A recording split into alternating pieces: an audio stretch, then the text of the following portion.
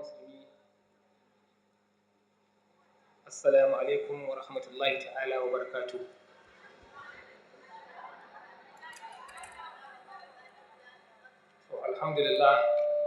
Alhamdulillah, kamar yadda aka tsara ake gabatar da wannan muhadara lakcoci a wannan makaranta ta Manarar Huda as-Sanawiyya da take nan Fage. Yau Allah da ikonsa za mu shiga sati na 6 da gabatar da wannan lakcoci, kuma a tsarin lakcocinmu wannan ita ce lakca ta 11 da za a gabatar, wanda yau ya daidai da Asabar 17 ga watan Ramadan shekara ta 1436 bayan hijira ta Annabi alaihi salatu wassalam, wanda daidai da 4 ga watan 7 wato watan Julai shekara ta 2015. Kamar yadda aka sanar a wancan satin kuma lokuta da suka ci gaba, yau ma da yardar Allah subhanahu wata'ala malamin mu Sheikh Malam Umar Sani Fagge shi zai dora mana akan maudu'in da aka faro ana gabatarwa, wato Dibbin Nabawi, hanyoyi na kiwon lafiya na Annabi alaihi salatu wassalam. Kamar yadda za mu iya tunawa tun daga farkon wannan lakca, malam yana ɗorawa ne a kowace gaba, haka ana ɗora ana tafiya yana mana bayani daki akan abubuwa ko magunguna ko hanyoyi na magani ko na kariya wanda Annabi alaihi salatu wassalam yake, wanda in za ku iya malam ya mana magana abubuwa da yawa na magani wanda ya shafi kamar zuma, ƙaho, lalas wato yin wuta, da jini, da ciwon kai, da ido yadda ake da san ido, da maganin ciwon zuciya, da ciwon ido, da tuffa, da kuma aswaki. So muna fata ɗalibai na ilimi za su rinka saurara, kuma duk abin da aka yi magana a rinka nazari akan duk abin da malam ya faɗa. Kamar a tuffa na ji malam ya bayani, sai na fahimci kai kana ban san tuffa haka komai na tuffa kun ga magani da bawon da cikin da ɗan, saboda haka da fatan Allah ya sa mu fahimci abin da malam yake mana, kuma za mu rinka ɗaukan abu muna nazari kuma muna da bincike a kansu. Allah ya ƙara wa malam lafiya, Allah ya ƙara wa malam tsawon fara. Allah ya gafarta malam, bismillah. Assalamu alaikum wa rahmatullahi ta'ala wa barakatuhu. Bismillahir Rahmanir Rahim. Rabbana la tuzigh qulubana ba'da idh hadaytana wa hab lana min ladunka rahmatan innaka antal wahhab. Allahumma ya rabbana na'udzu bika min ilmin la yanfa' وقلب لا يخشى وعين لا تدمع وعبادة لا ترفع ودعاء لا يستجاب. اللهم يا ربنا إذا أعطيتنا علما أو مالا أو منصبا فلا تأخذ سعادتنا، فلا تجعلنا نصاب بالغرور إذا نجحنا ولا باليأس إذا فشلنا، ولعلمنا دائما أن الفشل طريق إلى النجاح. والصلاة والسلام على سيدنا ونبينا محمد وعلى آله وأصحابه ومن تبعهم بإحسان إلى يوم الدين وبعد.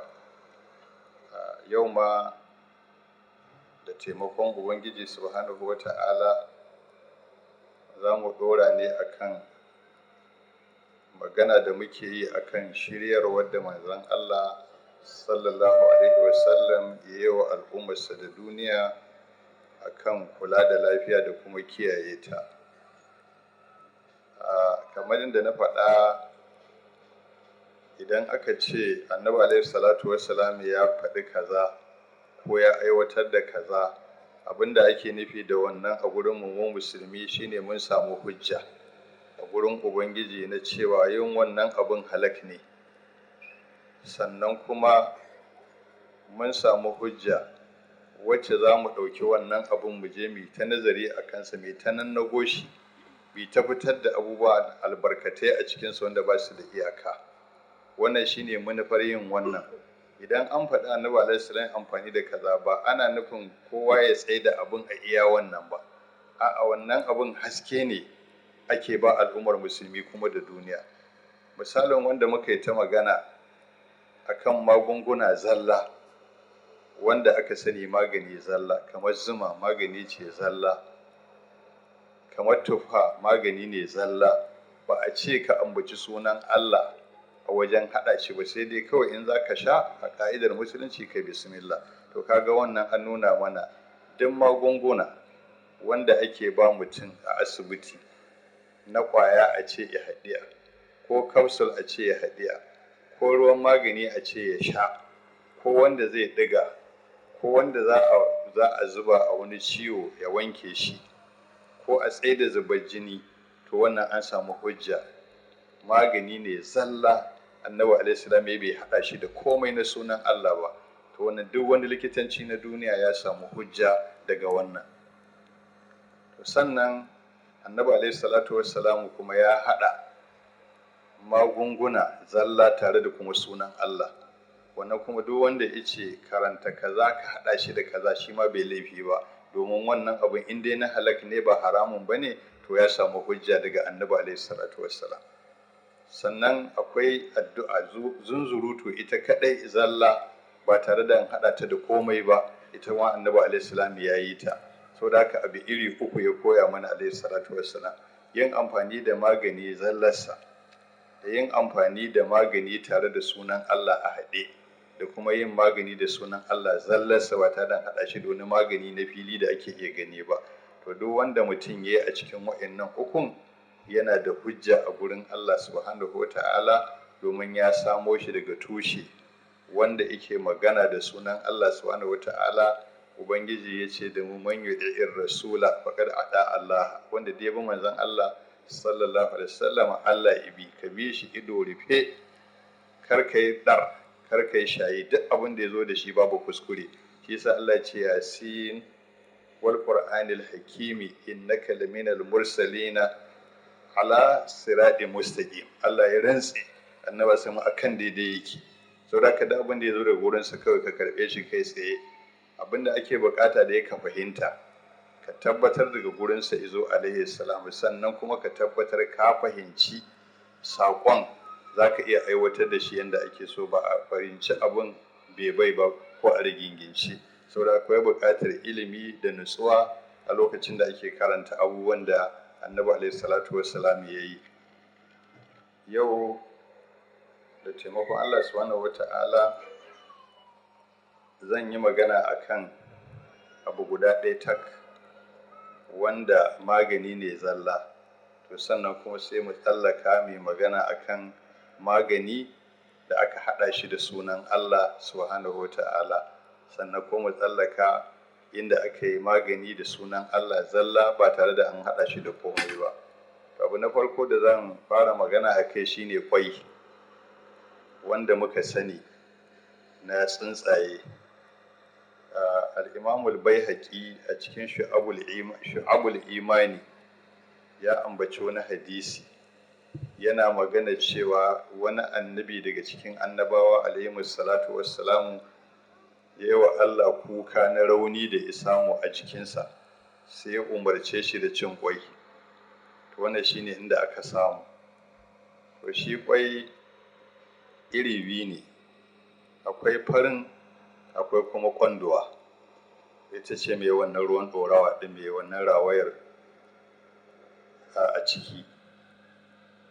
Don haka suka ce kwai ana amfani da shi a wajen magani, amma sabo ya fi tsoho. Wanda aka saka shi yau ko jiya ya fi wanda ya kwana 7 magani a jikin ɗan adam, an fi buƙatar sabo. Sannan kuma akwai ɗin na tsuntsayen gabaki ɗaya, su malamai sun ce kwan kaza ya fi sauran kwaikwaye duka amfani. Amma kwan aka ce kaza, abinda ake nufi, wato akwai ta zamani, amma abinda ake nufi kazan mu ta gargajiya, irin ta Laraba suke kiranta wato kazar gida. Kazar gida wato tana cikin dawajinu, ba dabbobin da suke tsalle su tashi sama ba tsuntsayen da suke tashi sama ba. Wato addajajil ahali, kaza ta gida, to wannan tafi kowanne kyan kwai da kuma magani. To daga cikin abin da suke cewa, masana sun ce shi kwai wannan wandowar ta cikin harun raɗabun, wato akwai zafi a jikinta sannan kuma akwai ɗaita, kuma yana samar da jini ingantacce, tattaccen jini wanda ya dace da jikin ɗan adam, sannan kuma yana maganin raɗaɗi a jikin ɗan adam. In ana cinsa don guri yana ciwo yana raɗaɗi yakan yi sauƙi. Sannan yana maganin shaƙewar maƙogwaro ya dinga ciwo yana zafi ko mutum ya dinga saurin ƙwarewa, to in yana cin wannan ƙwandowar ƙwai to zai samu sauƙin wannan. Sannan wannan ƙwandowar ƙwan in ana cinta tana maganin tari wanda yake irin na mura, ba sullu ba, irin na TB ba shi ba. Sannan ana samun gyambo a huhun ɗan adam, to idan huhu ya kamu da rashin lafiya shi ma ƙwandowar ƙwai in ana ci tana maganin wannan gyambon na huhu. Sannan ana samun ciwo a ƙoda, shi ma wannan ƙwandowa tana maganin ciwon ƙoda. Sannan mafitsara ita ma tana samun matsala, ita ma wannan ƙwandowar magani ce. Amma ina so mu fahimta, wanda bai kai shekara 40 ba ko 40 abin da ya kasa shi zai amfani da wannan. Amma idan mutum ya haura 40 ya sama, to ba a san kar ya ce zai ci kwai sai da inda izinin likita. In likita ne ya tsara masa ya ce ya ci, to sai ya ci, ko kuma ya ware masa irin kwan da zai ci sai ya ci. Amma in bai kai 40 ba wannan kwai baya illa tare da shi, amma in ya wuce haka kwai yakan cutatar ga ɗan adam, yana samar da cholesterol a jikinsa, ɗan adam yana samun waɗansu abubuwa. To saboda haka ina fatan a lura da wannan. Idan mutumin da ya kai 40 ko ya haura, to kar ya yarda ya ci kwai sai da izinin likita da umarninsa da kuma tsari irin na likita. In ya ga cewa ya cancanta ya ci sai ya ci, in bai cancanta ba ya ce masa kar ya ci to sai ya bari. Sannan sai farin, wannan farin na kwai ruwan in an fasa za a ga akwai ƙwandowa akwai kuma fari. To shi wannan yana amfani a ciwon ido mai kumburi. Idan idon mutum ya kunkumbura ya luhu-luhu yana ta zafi mutum ba iya bacci, to shi ake ɗigawa a mazaunin magani. Yanzu nan kumburin zai saɓe, sannan kuma wannan zafin zai sace, zai huce, sai mutum ya samu sauƙi. To yana amfani a wannan. Sannan ana amfani da shi a lokacin ƙuna. Idan ruwan zafi ya faro wa mutum, ko kuma ya taka wuta, ko kuma garoshi ya zubo masa, ko kuma bakin wuta ilashi mutum, a wannan gurin kafin a haɗa komai, to a taimakon farko ana iya fasa kwai a samu farin, amma kar a bari ya haɗu da ƙwandowar, saboda ita akwai ɗabi'ar zafi tare da ita. Iya farin kawai za a samu a lallaba masa a gurin, a lallaba, to Allah da ta tashi ta zama illa ba zai yi ba, har a iya zuwa gurin likita kuma a yi mutum magani. Amma wannan tashin farko in aka saka yakan dakatar da cutatarwar da za ta yi haƙi zuwa kuma a yi maganin da ya kamata a yi na wuta ɗin. Haka kuma idan wani guri yana ciwo ko ya kumbura, mutum yana shiga rana, zafin rana yana taɓa gurin ciwon yana ƙara zama illa, to shi ma akan samu farin ƙwai ɗin sai a lallaba a gurin, a shafe gurin, to ko rana ta bugi gurin ba za ta yi gurin tasiri cutar ta ƙaru ba. To wannan shi ne abin da zan ce dangane da magani zalla. To za mu tsallaka mai magana akan magani a haɗe da sunan Allah subhanahu wa ta'ala. To maganin da Annabi Alaihi ya haɗa biyu, da magani da kuma wani abu na sunan Allah subhanahu wa ta'ala. Daga ciki akwai maganin da Annabi Alaihi salatu wassalam ya yi na alƙurhu wal jurhu, rauni da kuma kamar gyambo. In an samu ciwo a jikin mutum ko rauni da sabo, to Annabi Alaihi salam ya yi magani wanda ya haɗa shi da sunan Allah subhanahu wataala da kuma turbaya ta ƙasa, wannan turbayar da muke gani. Annabi Alaihi salam ya je wani guri a nan Madina. Da ya je wannan guri a Madina, sai tadda waɗansu duk sun kamu da cututtuka na ƙuraje, duk sun fito. sai annabi alaihi salam ya daga ɗan yatsansa wannan sababa mununi sai ya sa a harshe haka ya dangwali yawunsa mai albarka mai alfarma sai ya taɓa ƙasa da shi sai ce bismillahi turbatu ardina biriƙati ba'adina yushfa saqimuna bi izni rabbina. Wannan kalmar da annabi alaihi ya faɗa kina bismillahi turbati ardina biriƙati ba'adina yushfa saqimuna bi izni rabbina. Wato da sunan ubangiji turbayar ƙasanmu da yawon bakin wani sashe namu ana magani na waraka na cutar marasa lafiyarmu amma da izinin ubangijinmu. To da iya wannan annabi sun da ya sai kuma ya ɗora hannun akan turbaya da ya ɗora a hannun turbaya kuma sai ya ɗauka sai ya shafa a jikin mutumin da ba shi da lafiya sai aga ya warke. To aka ce ana iya yin haka in aka samu turbaya mai kyau wacce babu datti mutum yana yi. Abinda ake so farko koyi da annabi alaihi salatu wassalam. Na biyu akwai albarkar yawon bakin mutane masu albarka, sannan akwai sunan ubangiji subhanahu wataala akwai ko miƙawa Allah, sannan ita kanta ƙasar akwai wani sinadari na magani a jikinta ita kanta ƙasa ɗin. Saboda haka an samu wannan akan yi. To annabi alaihi ya haɗa ƙasa turbaya tare da kuma sunan Allah subhanahu wataala da kuma yawon bakin sa mai albarka alaihi salatu wassalam. To a nan gurin malamai sun kasu kashi biyu. Waɗansu sun ce ƙasar kowane gari za ka iya yi da ita, waɗansu kuma sun ce sai ƙasar Madina kawai, domin annabi alaihi a Madinan ya yi.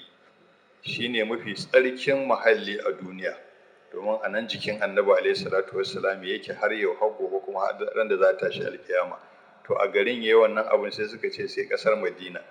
To shi sa yanzu a Madinan akwai nahiyar da suke kiran gurin turbatu shifa, wato inda annabi alaihi ya je wannan din suna ɗaukan ta ƙasar waraka.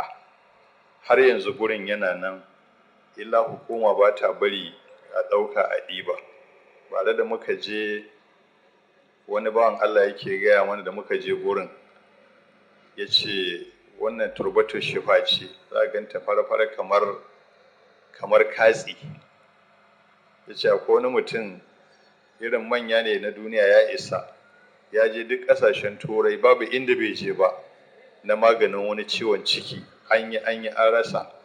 Da aka gaya masa wannan gurin a nan annabi alaihi ya wannan addu'ar sai ce a ɗebo masa. Da aka ɗebo ya jiƙa ya sha sai ya warke.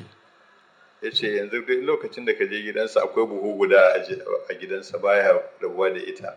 To akwai gurin yana nan yanzu. An sun ce sai iya ta wannan gurin ita ce za ta, wani suka ce a ba iya ta gurin da annabi alaihi salam ya wannan addu'ar ba, duk faɗin Madina tana yi. Wanda suke riƙe da ita irin wannan ta waccan nahiyar, kowace ce take naƙuda ta yi tsauri in suka jiƙa mata wannan turbatar shifa ɗin ta gurin da annabi alaihi salam ya wannan addu'ar, to ba za ta yawo cikin sauƙi. Abubuwa iri-iri sun faru suka amfani da ita akan warware. To waɗansu sun ce kowace ƙasa ma kana iya sa ɗan yatsanka sababa ka bugi ƙasa ka kuma yi wannan addu'ar bismillahi turbata ardina bi riqati ba'dina yushfa saqimuna bi izni rabbina.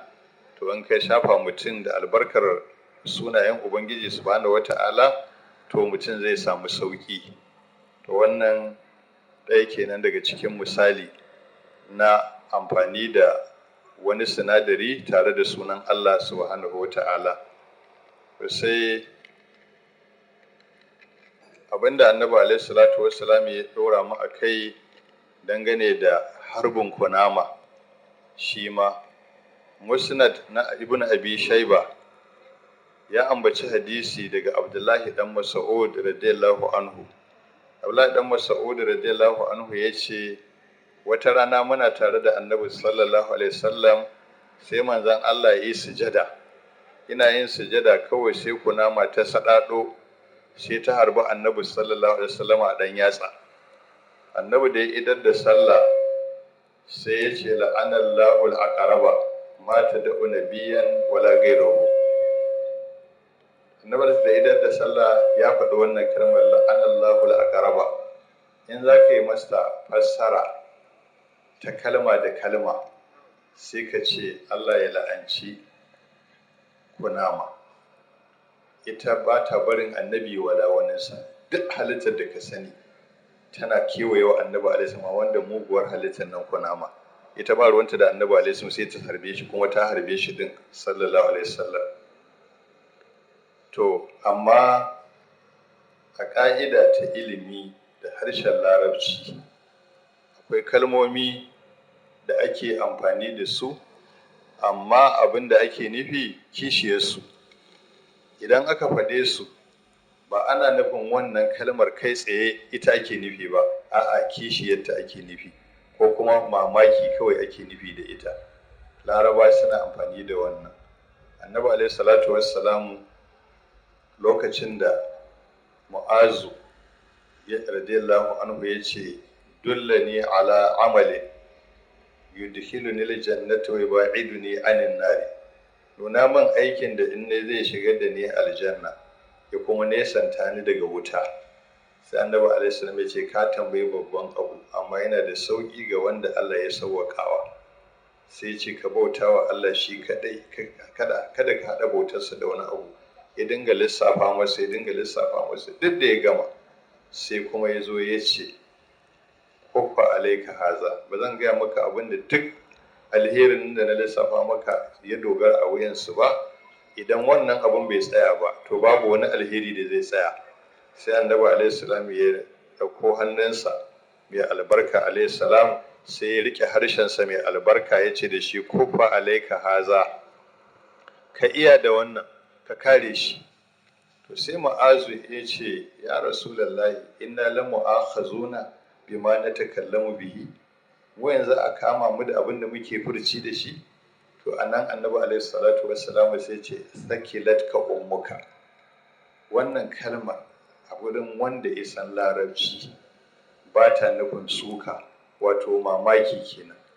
Ya ce Mu'azu ka ban mamaki, wato a matsayinsa na wanda ya zauna da annabi alaihi salamu kuma ya wannan tambayar, shine sakilatka ummuka. Balarabe yana cewa la abalaka, ba yana cewa baka da mahaifi ba ko la abalaki, a'a mamaki yake a wannan. To aka ce qatalahu Allah, shi ma ana nufin mamaki, kai ana mamakin wani. To anan annabi alaihi salam ya ce kunama a bar mamaki, shine ma'anar la'anallahu al-aqraba. Kunama a bar mamaki, ita bata bar annabi ba ta bar waninsa ba, wato ma'ana ita kowa hadawa take. Amma duk halitta annabi sai ce daga wannan kasar har zuwa ta hatar sara, abin da ya tafi har zuwa al'arshi, babu wanda bai san annabtarsa ba alaihi salam. Amma kunama duk da wannan tana da sharri, sai ta sara, sai ta harbe shi alaihi salam. To da aka yi wannan sai ya ce a kawo masa ruwa a ƙwarya. Aka kawo masa ruwa a ƙwarya sai aka zuba gishiri. Da aka zuba gishiri a ciki, ga ruwa ga gishiri, to kaga ruwa sinadari ne, gishiri ma sinadari ne.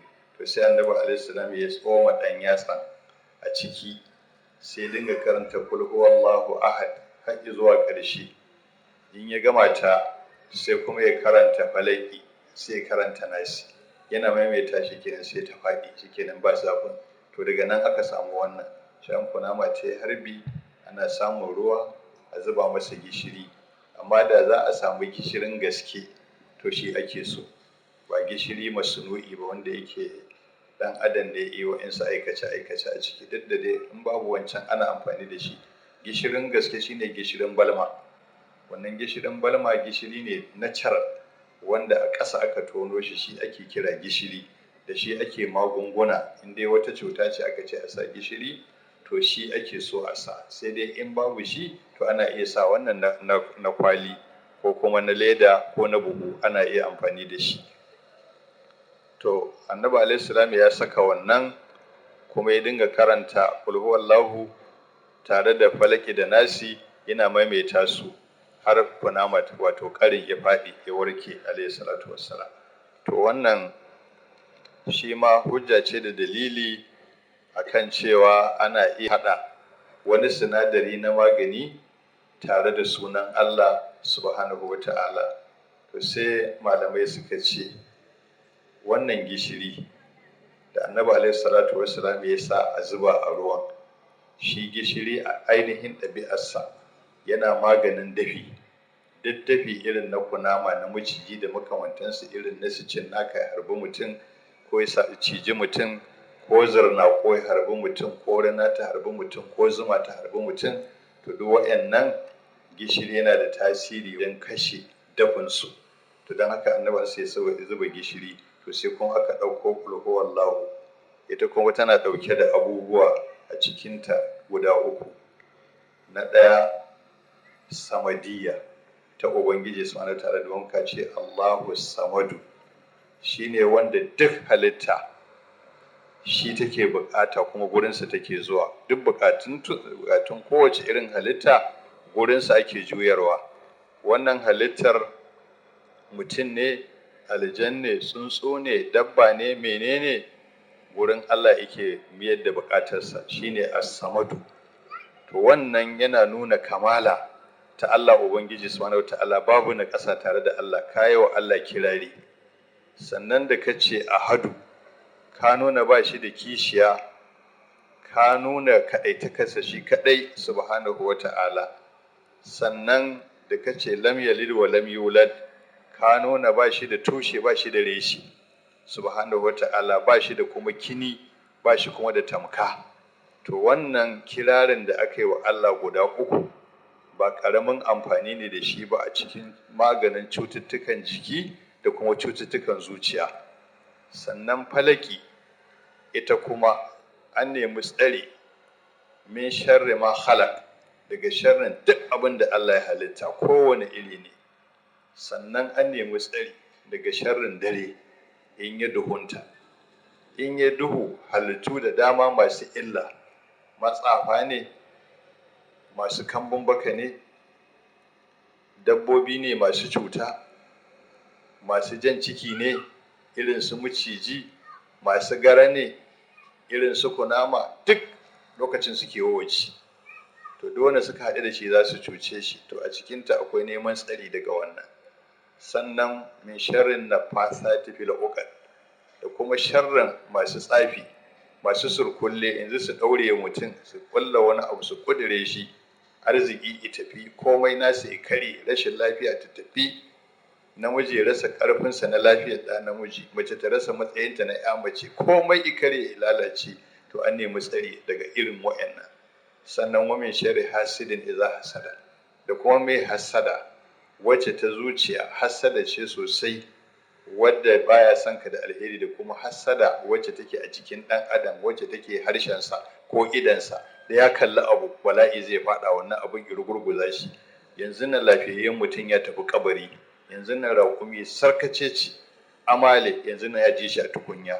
To masu irin wannan falaki ta nemi tsari a gurin Allah daga wannan. Sannan suratul nasi ita kuma shayadinul insi wal jinni ta nemi tsari a gurin Allah daga su. An yi ta kamun kafa da Allah, kul a'udhu bi rabbil falaq min sharri ma khalaq wa min sharri ghasiqin idza waqab wa min sharri nafathati fil uqad wa min sharri hasidin idza hasad. Sannan wannan kuma ta nemi tsari daga sharrul waswasil khannas, tace kul a'udhu bi rabbin nas malikin nas ilahin nas. Sannan aka nemi tsari da abu guda ɗaya, shine sharrul waswasil khannas allazi yuwaswisu fi sudurin nasi min aljinnati wan nasi. Yace saboda haka wayannan surori guda uku da Annabi alaihi salam ya faɗa, babu wani abu a duniya da in aka karanta da ikhlasi ba za su share shi maganin sa ba, ko menene shi, domin sunan ubangiji ne subhanahu wataala masu ƙarfi da kuma tsari.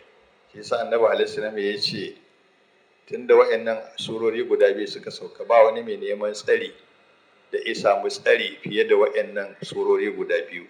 Ana yin su domin a samu kariya daga dukkan musifar da bata faru ba, kuma ana yin su idan musifar ta faru a roƙi Allah, a karanta mutum shikenan sai abin ya fita ya rabu da shi. To wannan shine abin da malamai suka faɗa dangane da abin da ya shafi wato harbin kunama da Annabi alaihi salam ya haɗa gishiri da ruwa da kuma sunan Allah subhanahu wataala shine qul huwallahu ahad, suratul ikhlas da al-mu'awwizatani. To sai mu tsallaka kuma inda aka yi magana ta magani, wato sunan Allah zalla ba tare da an haɗa shi da komai ba. Shi kuma an samu al'imamu Tirmidhi a cikin jami'i nasa ya rawaito hadisi daga Buraida radiyallahu anhu cewa Khalid ibn al-Walid radiyallahu anhu ya kai wa Annabi alaihi salam ƙara, ya kai masa kuka cewa in dare ya kwanta ba ya iya bacci, shine arak, cuta ce arak, har kasa bacci da daddare. Kowa yana bacci sai mutum ya ta juyi a shimfiɗa har asuba ta yi, sai dai ɗan abin da ba a rasa bacci zai ɗan fauce shi kaɗan. To Khalid ya gamu da wannan larura, sai je ga Annabi alaihi salam ya ce ya Rasulullahi ma anamu layla min al-araqi, ba na iya bacci saboda wannan cutar ta rashin bacci. Sai Annabi alaihi salam ya ce to bari in gaya maka abin da za ka yi. Idza awaita ila firashika faqul, in ka je ka haushin faɗarka, ka yi alola ka haushin faɗarka kwanta ka ce Allahumma rabbas samawati sab'i wa ma azallat wa rabbal ardina wa ma aqallat wa rabbash shayadini wa ma adallat kun li jaran min sharri khalqika kullihim jami'a an yafruda alayya ahadun minhum aw yabga alayya azza jaruka wa jalla sana'uka wa la ilaha ghayruka. Annabi sai ce wannan zaka dinga da Khalid ya je shi kenan, sai rashin bacci ya tafi, sai samu yake yin bacci. To wannan ya jage za ila yawmul qiyamati, duk wanda ya samu larura irin wannan in yayi alola ya kwanta a shimfiɗa wannan zai karanta Allahumma rabbas samawati sab'i wa ma azallat wa rabbal ardina wa ma aqallat wa rabbash shayadini wa ma adallat kun li jara min sharri khalqika kullihim jami'an an yafruda alayya ahadun minhum aw yabga alayya azza jaruka wa jalla sana'uka wa la ilaha ghayruka. Yace kace Allahumma rabbas samawati sab'i wa ma azallat wa rabbal ardina wa ma aqallat wa rabbash shayadini wa ma adallat. Bin mutum yana Allah yadda sai Allah ya warware masa wannan matsalar ta shaye-shayen magungunan da zai zame masa, kuma in bai sha ba zai iya baccin ba, daga nan ko maganin ya juye zame masa dafi. Sai firgita, mutum da ya kwanta ya firgita ko dinga jin faduwar gaba. To nan kuma a cikin dai al-Imam Tirmidhi jami' din nasa hadisin daga Amr dan Shu'aib an abihi an jaddihi, yace manzon Allah sallallahu alaihi wasallam yana koya musu addu'a ta maganin firgita. Yace idan mutum ya samu kansa yana firgita ko gabansa na faduwa, sai dinga cewa uzu bi kalimatillahi tammati min ghadabihi wa iqabihi wa sharri ibadihi wa min hamazati shayatini wa a'udhu bika an yahdurun. Yace wannan zai dinga faɗa a'udhu bi kalimatillahi tamma min ghadabihi wa iqabihi wa sharri ibadihi wa min hamazati shayatini wa a'udhu bika rabbi an yahdurun. Yace mutum zai ce a'udhu bi kalimatillahi tammati min ghadabihi wa iqabihi wa sharri ibadihi wa min hamazati shayatini wa a'udhu bika rabbi an yahdurun. Wannan ita ce addu'ar da mutum yake yana firgita sai yi. Amma yaro ne yayin suka ga yana firgita cikin dare sai su dinga karanta wannan suna tofa masa in zai kwanta bacci shikenan, ko kuma su yi masa daddiyar addu'a wadda Annabi alaihi salam ya ce daddiyar addu'a ba a kansa ba ma alaihi salam ya ce Annabi Ibrahim alaihi salam ita ya dinga yawa ɗansa Isma'ilu alaihi salam, ita ya dinga yawa ɗansa Ishaq alaihi salam. To daddiyar addu'a ce, ita ce wa izuka bi kalimatillahi tammati min kulli shaytanin wa hammatin wa min kulli ainin lammatin. Sai a tofa yaro, duk yaron da zai kwanta bacci sai mahaifiyarsa ta zo ta karanta masa wa izuka bi kalimatillahi tammati min kulli shaytanin wa hammatin wa min kulli ainin lammatin, sai ta tofa masa so uku. Ko yara nawa take da su kowane sai masa shi kaɗai. In kuma ta ga za ta yi musu a haɗe sai dai ta ce u'izukum bi kalimatin lahi tammati min kulli shaytanin wa hammatin wa min kulli ainin lammatin, sai ta tofa musu in maza ne. In maza da mata ne ma haka za ta faɗa. In kuma mata ne tsura sai ta ce u'izukunna bi kalimatin lahi tammati min kulli shaytanin wa hammatin wa min kulli ainin lammatin, sai ta tofa musu uku. In ya mace ce ita kadai sai ta ce u'izuki bi kalimatin lahi tammati min kulli shaytanin wa hammatin wa min kulli ainin lammatin. In ko mutum biyu ne wannan ba bambanci ko maza ko mata, sai ta ce u'izukuma bi kalimatin lahi tammati min kulli shaytanin wa hammatin wa min kulli ainin lammatin, so uku. In an gama to ko sai a yi salati ga annabi sallallahu alaihi wasallam, shine sinadarin na karɓar kowace irin addu'a a gurin ubangiji subhanahu wata'ala. To wannan ana yi wa yara da daddare za su kwanta, addu'a ce babba. Ya ce ina nema maka tsari a gurin Allah, wato daga sharrin shaidan, wato ko aljan mace ko namiji, sannan duk wata halitta mai dafi, ta shafi kuna, ta shafi maciji da duk dangoginsa, ta shafi kunama da dangoginta, sannan duk wani ido mai haɗari wanda in ya kalli abu bala'i zai faɗa wa abun, ko baki mai kambun baka da ya ambaci wani abu akan abun sai abin ya faɗa masa, to duk ka nema wa ɗanka tsari daga wannan. Dabbobi masu illa ka nemi tsari, masu jan ciki ko gare ka nemi tsari, duk wani shaidani da wani aljan da aljana ka nemi tsari, duk wani mutum habisi wanda idansa akwai dafi ko a harshensa akwai dafi, duk ka nema wa ɗanka tsari akan wannan. Ake so duk dare in yaro zai kwanta sai a yi masa wannan. To wannan addu'a ce da annabi alaihi sai bamu ba tare da an haɗa ta da komai ba. In ana yi wa yara wannan sai su yi lafiya. To sai abin da zan kammala da shi shine wato amfani da fatihatul kitab a lokacin da wani abu ya samu mutum na rashin lafiya. Ita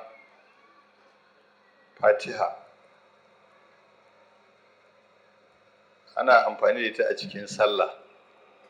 Idan mutum misali zazzabi ya kama shi, bugun farko kana jin zazzabi ya kama ka ko ka ji wani ciwon kai ya sara, to in maza ya alola sallah raka'a biyu, in Allah da wani abin ya faɗi zai kwanta, ba zai zama ya faskara an nemi maganinsa a rasa ban, Allah da ya karye kenan, dafinsa ya mutu. To fatiha a cikin sallah raka'a biyu ake, amma fa abin yana kama mutum take zai yi. In ya bari aka ɗauki rabin awa ko awa ɗaya, to wannan ko ba zai ba, zai masa dai amfani, amma wancan wanda yake kashe dafin cutar ko da wani irin ƙarfi ta taho, to ta gama kenan, ba za ta yi illa da za a rasa yadda za a yi ba. To wannan ake yi. Sai kuma lokacin da wani abu ya faru na wani abu ya faɗa wa mutum, to ana amfani da suratul fatihatul kitab.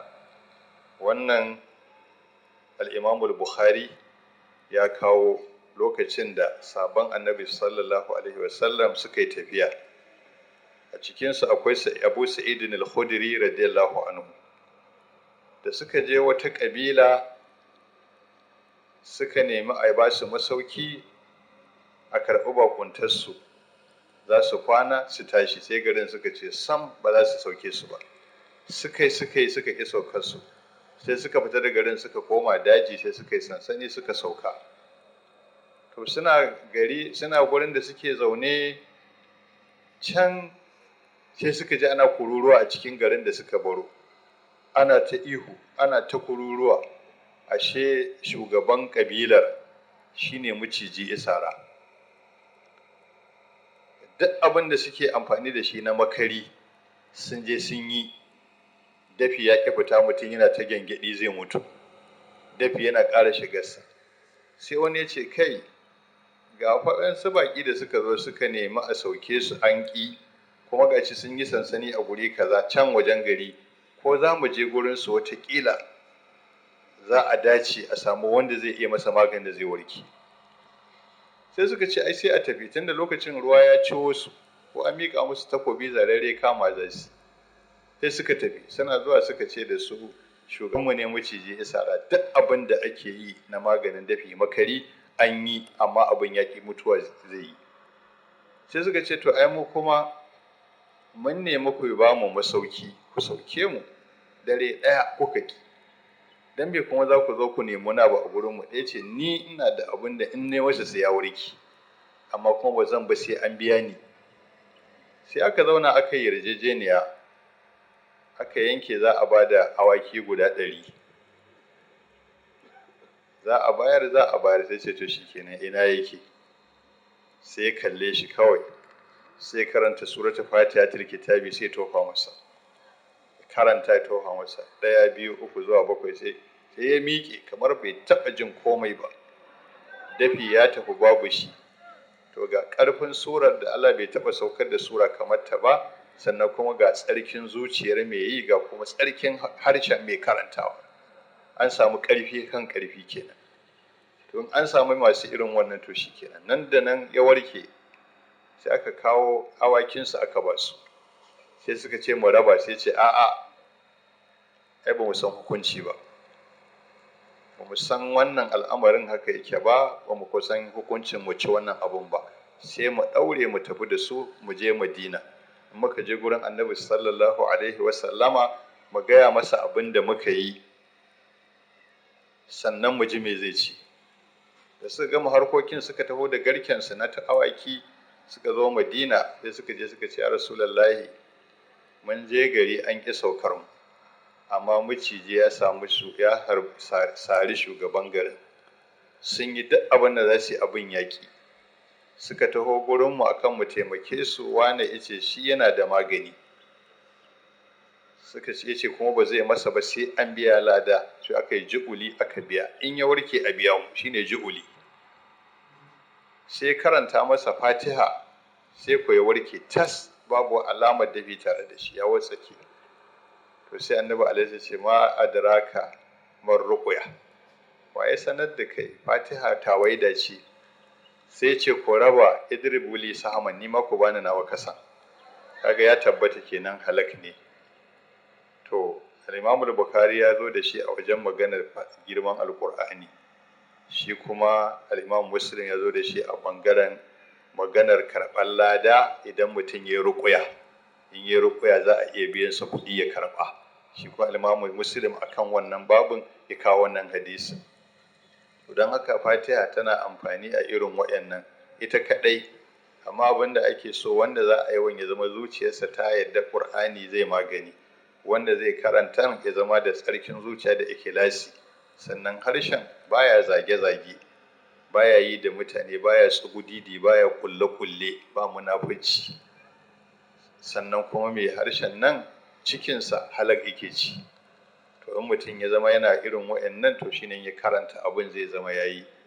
Wata rana Abdullahi dan Mas'ud radiyallahu anhu ya haɗu da mahaukaci tubran, sai aga ya sunkuya daidai kunnensa, ya raɗa masa wani abu, sai ga firgigit ya warke, kuma yana guje-gujen yadda zai ɗauki tufafin da zai rufe jikinsa, ya warke.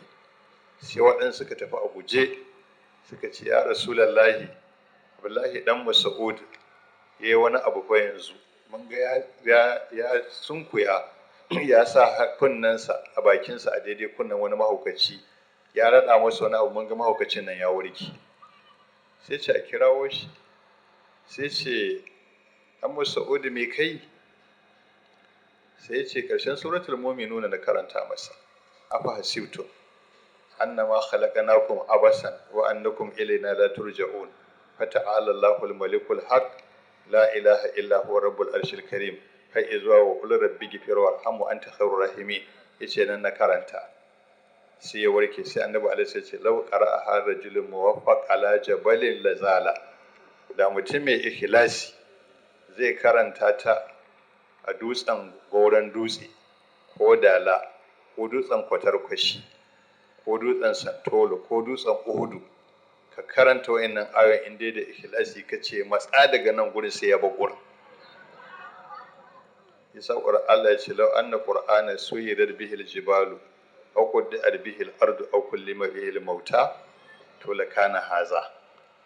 Inda akwai littafin da za a karanta duwatsu su bar gurin da suke, ko kuma ana so a yi haƙa, za a yi wani foundation mai zurfi, ana so a yi cikin sauƙi, akwai abin da za a karanta haƙan yiwu nan da nan gurin ya dare, ko kuma wani ya mutu akwai wata mas'ala a gurinsa wadda shi kaɗai isa ne, in za a karanta wani littafi a yi magana da shi, ya fito yi magana, ya warware matsalar. Allah ce to wannan Qur'ani shine ya cancanci wannan. Inda za a yi haka zai yi, amma ba haka aka rubuta ba, sai dai wanda wani abu ya rikice masu baiwa kamar annabi alaihi salam, wannan ana iya yin abubuwa. To amma dai ana so ana mana girman alqur'ani din da irin darajarsa da irin abin da yake da shi.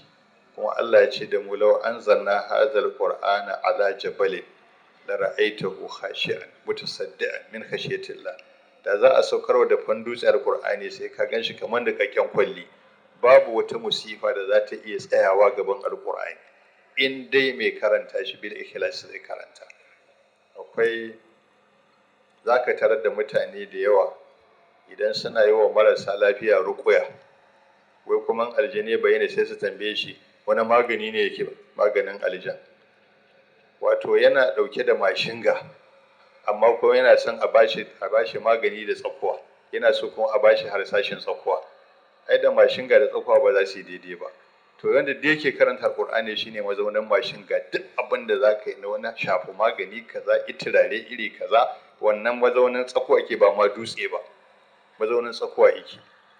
Ko wata rana waɗansu suka zo, wai aka zo aka ce wani shaidani ya shiga jikin wata, sai ya ce wai shi mala'ika ne. Kuma abin mamaki har da wasu mutane da ake ganin shugabannin jama'a ne, wai sai suka yadda cewa mala'ika ne. Dan jagoran nasa a unguwar gaba ɗaya har takarda ya rubuto mun, ya ce wannan matar a kula da ita, mala'ika ne a jikinta. Wai baya shi karatun Qur'ani baya masa komai. Kenan suka zo sai ya baljan ya bayyana shaidani, ya ce ai ni mala'ika ne. In za a sauke Qur'ani, za a kwan dubu ana karanta Qur'ani, za a gaba abin da zai mun saboda mala'ika ne. Na ce ya sunanka? Ya ce Ummu Kursi. Ya ce Ummu Kursi? Ya ce ai Ummu uwa kenan. Ya ce ai ta ce Kursi din, ita na haifa. Na ce to shaki lalatacce, saboda ka san a ƙa'idar musulunci idan mutum ya ɗauki mala'ika namiji fasiki ne, in ya ɗauki mala'ika mace kafiri ne. Shi yasa sai ya zo a tunan mazaunin mace.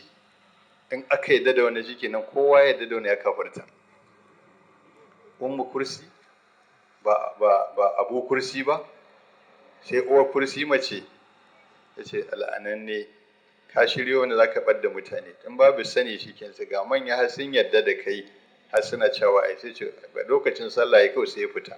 Ta tashi ta yi sallah, ana ga wace ya kawo gani ba na hana sallah, ba na hana kaza. Ta ce kun ga ku tafi ku je ku yi taimata ayatul kursi, kar ku kakkauta. Suka je sanai waɗancan suke ko za a samu na ce wannan Allah ji kamalan ya haya, Allah masa gafara. Sai ce musu billahi allazi la ilaha illa huwa, da za a kaddara mala'ika duk ƙarfinsa da zai tawaye, in za ka sa wannan alƙur'anin sai ka ya lallasa shi, kai raga-raga da shi. Aiko da suka ci gaba da yi, sai ga wani abu kamar tafiyar saniya, rakakaf, sai ihu ku bari in fita. Na ce ɗan kare shaki ɗan kashi. Tuni ya fita, ta watsake ba ta ɓai. Na ce daman shaidani ne, ƙur'anin nan ba abin da ba zai maganinsa ba in ka ɗauke shi. Amma gaje za ka tsagana wani turare, wani shafe-shafen magani, yaushe zai wannan abu shaidani.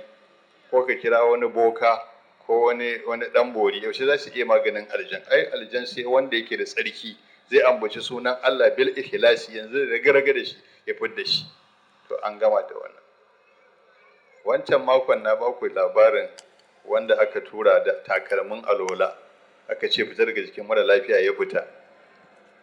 To bayan al-Imam Shafi'i ya rasu da jimawa, sai ya sake zuwa kuma sai shiga jikin mara lafiyar. Wanda aka ba takalmin ya je shi ma sai ya ɗauka ya isa. Tunda ya san shi aka ba takalmin, shi ma sai ya ce fita, in ka ƙi zan da ke ka ce da ke ni. da ke ni. Wancan ku da ya ce Shafi'i ya ce in baka fita ba in kwaɗa maka takalminsa na hagu wanda yake alola, sai ce a'a me ya zafi, ba daga jikin wannan ba, ko daga Iraki ya ce in fita zan fita. Amma shi da wannan almajirin Shafi'in da ya ce fita sai ce ba zan fita ba. A lafiya sai ce Shafi'i ya bi Allah, dole komai ya masa biyayya. Amma in akwai raunin bin Allah babu. Da haka ake bukata a samu tsarkin zuciya, a samu biyayya ga Annabi alaihi salatu wassalam, mutum ya rike sunnar ma'aiki sallallahu alaihi wasallam bil haqqi. To in kai wannan abin za a ga tasirin sa nan take, zai yi amfani. Amma idan babu wannan shikenan. Illa abin da ake so, idan mutum zai wa mutane wannan tofa sai ya shirya, sai ya waye gari shi ma fa yana da hirji. Duk abin da Annabi alaihi ya ɗora al'umma a kai sai ya yi. Hirjin guduwa alfijir, sai mutum ya a'udhu bi kalimatillahi tammati min sharri ma khalaqa kullun da asuba. Rana ta faɗi kai uku. Sannan addu'ar cire tufa, mutum zai canje tufafi, sai yawan bismillahil azimi.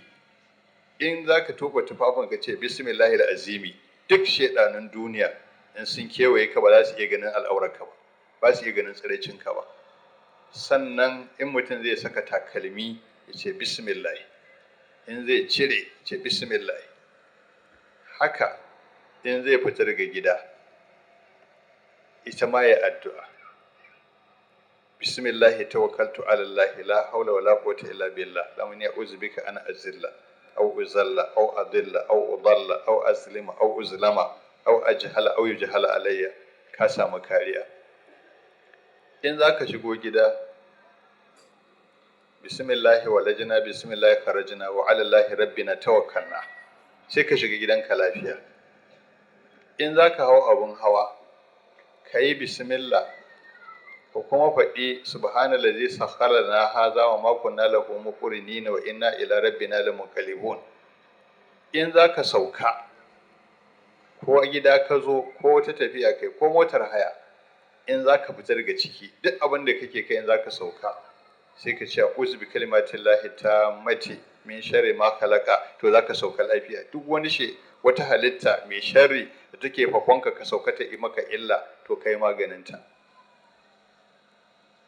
In mutum ya zo kwanciyar bacci ya yi addu'a, in ya farka ya yi addu'a, in ya zo cin abinci ya yi addu'a, in ya gama ya yi addu'a.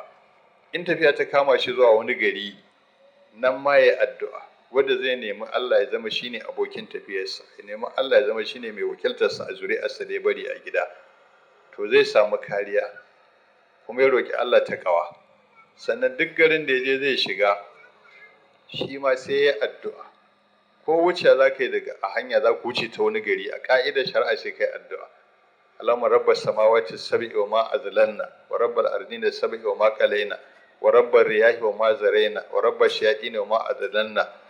Shikenan. Ni as'aluka khayra hadhihi al-qaryati wa khayraha wa khayra ahliha wa khayra ma fiha wa a'udhu bika min sharriha wa sharri ahliha wa sharri ma fiha. Shikenan sai ka wuce. In kuma garin zaka shiga, bayan kayi wannan sai ka ce Allahumma habibni ila